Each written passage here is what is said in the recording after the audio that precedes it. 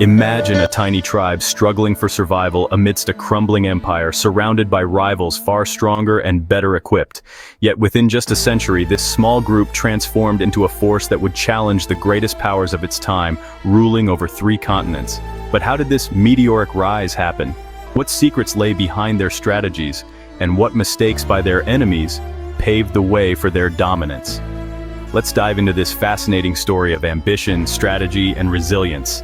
But before we unravel this incredible journey, welcome to Daily Dose Education, where we bring you captivating stories from history, intriguing facts, and insights that expand your understanding of the world.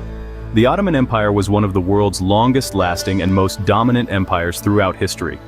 Known also as the Turkish Empire, the Ottoman power was a state that controlled territory spanning across Europe, Asia, and Africa for over 600 years. In their first 100 years, due to their impressive abilities to take advantage of their weaker neighbors, and the massive mistakes made by kingdoms of the Balkans and other Christian powers, including the Byzantine Empire, the Ottomans rose from a small beylik to a regional power, using this position as a stepping stone to expand even more. This is our first part of the Ottoman history series, in which we will present an episode for every 100 years of this impressive empire. The conquering force began around the year 1299, when Osman I, a Muslim leader from the town of Sogut, Anatolia, styled himself as supreme leader, or Sultan. Following a string of raids led by Osman and his Ghazi troops against their Byzantine opposition, the name of the empire, Ottoman, is derived from the name of its first leader and founder, Osman, whose name was actually Othman in Arabic. Osman left behind a scarce amount of information about his life but gave the world an empire in his name. Consequently, due to the lack of reliable contemporary sources about the Muslim leader, current historians struggle to determine what tales have been fabricated over the years, and which ones are in fact true. According to Ottoman lore, Osman I was the son of Ertugrul and grandson of Suleiman Shah, both of whom were from the Kai tribe of Oghuz Turks, although the latter connection has been debated by Ottoman genealogists. Nonetheless, Osman I was the man responsible for creating the first foundations of the 600-year-running empire. Taking advantage of the disintegration of the Seljuk dynasty in Iran and Mesopotamia, which was vanquished in 1293, Osman began expanding his territory through Anatolia as the chief rival to the Byzantine Christians. By the start of the 14th century, the newly founded Ottoman Empire began to spread directionally, approaching the Sea of Marmara and along the Sakarya River. Unfortunately for the eager conquerors, their siege equipment was insufficient, making it momentarily impossible for them to capture some of the bigger Byzantine cities and territories, such as Constantinople. It wasn't until 1326 that the Ottomans were able to capture the city of Bursa, which would later be styled their new capital in 1335. Around the time of this victory, the first Sultan, Osman I, passed away, leaving his son, Orhan, as the second Sultan of the Ottoman Empire. Under Orhan's reign, the Turks were now able to start strengthening their power and authority after seizing Bursa, where the tomb of Osman I still remains. As part of his military bolstering, Orhan went to his brother Alaeddin for advice. Alaeddin suggested that Orhan establish a standing army of paid, trained infantrymen, a significant shift from the earlier system of armies composed of contingents and volunteers who only assembled for specific campaigns or battles. Orhan implemented this strategy but soon found it lacking and sought guidance from his relative by marriage, Kandarli Kara Halil. Kara Halil proposed the creation of a specialized force that would later become known as the Janissaries.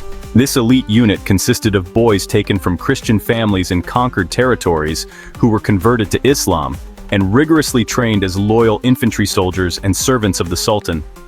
The Janissaries represented the first modern standing army in Europe and were renowned for their unwavering loyalty to the Sultan, maintained through strict discipline and unique policies, such as a prohibition on marriage during their service. Although the Janissaries were not fully institutionalized until the reign of Murad I, their foundations were laid during Orhan's time of consolidation. Orhan's ambitions extended beyond military reforms to territorial expansion. In 1331, the Ottomans captured Iznik, followed by Izmit in 1337, and Üsküdar in 1338. Just 7 years after these triumphs, Orhan occupied the Principality of Karasi. Around this time, Orhan allied with John VI Kantakuzenos, a Byzantine emperor, Through this alliance, Orhan gained permission to raid Thrace, a long-desired Ottoman objective, and married Kantakouzenos's daughter, Theodora. Under the command of Suleiman Pasha, one of Orhan's sons, the Ottomans extended their influence to Gallipoli in 1354.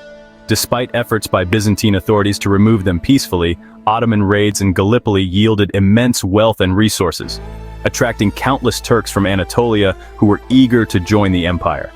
Orhan refused to relinquish Gallipoli, declaring it a divine gift, which intensified tensions within Byzantium and contributed to the eventual downfall of Emperor Kantakaouzenos. In 1362, the Ottoman realm experienced a turning point with the death of Sultan Orhan at the age of approximately 80. The death of his son Suleiman a few years earlier in a hunting accident likely affected Orhan deeply, potentially hastening his own demise. Leadership passed to his younger son Murad I, who ascended as the third Sultan of the Ottoman Empire. Murad immediately set his sights on further conquest, continuing the work of consolidating Ottoman control in Thrace. One of Murad's first major achievements was the capture of Adrianople, which he declared the new Ottoman capital. This move symbolized the empire's growing focus on European expansion, while maintaining its foundation as a unifying power in the Balkans and Anatolia. Despite the confidence displayed by the swift actions under the new ruler, the Ottomans refrained from attempting to capture Constantinople. This hesitation was due to their ongoing lack of effective siege equipment and the formidable strength of the city's massive walls. Instead, Murad I focused on more attainable targets with promising outcomes.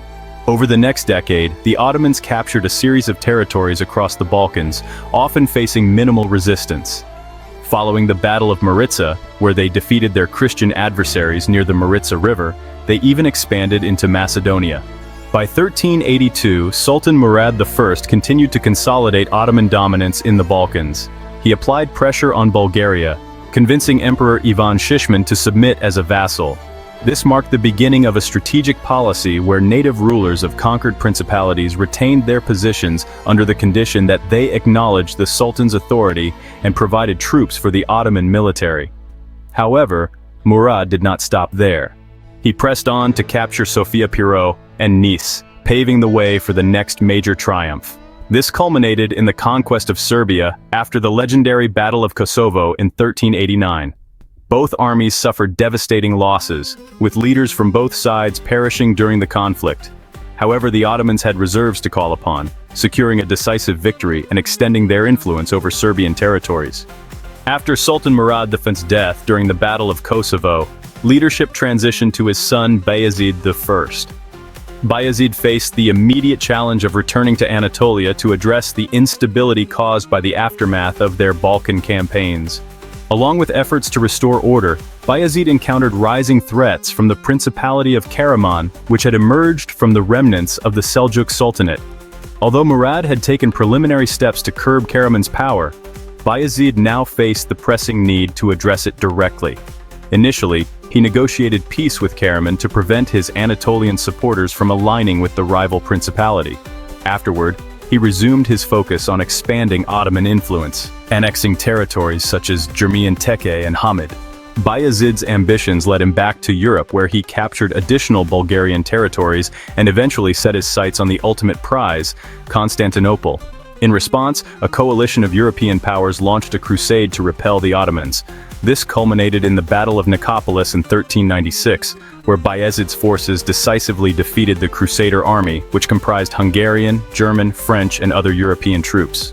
Buoyed by this victory, Bayezid and his forces returned to Anatolia to annex Karaman in 1397, breaking the earlier peace agreement. By this time, the Sultan's dominion extended across the Balkans and deep into Asia, solidifying his reputation as one of the most formidable Muslim leaders of the era. Like his predecessors and successors, Bayezid's vision revolved around relentless expansion. Although the first century of Ottoman rule remains shrouded in limited historical records, it is clear that the period from 1300 to 1400 was a pivotal era. These foundational years set the stage for the Ottoman Empire's remarkable growth and enduring legacy. If you found this journey through history fascinating, make sure to like this video, share it with fellow history enthusiasts, and subscribe to Daily Dose Education for more episodes in this series. Don't forget to hit the notification bell so you don't miss the next chapter of this epic story. Thank you for watching, and we'll see you in the next video.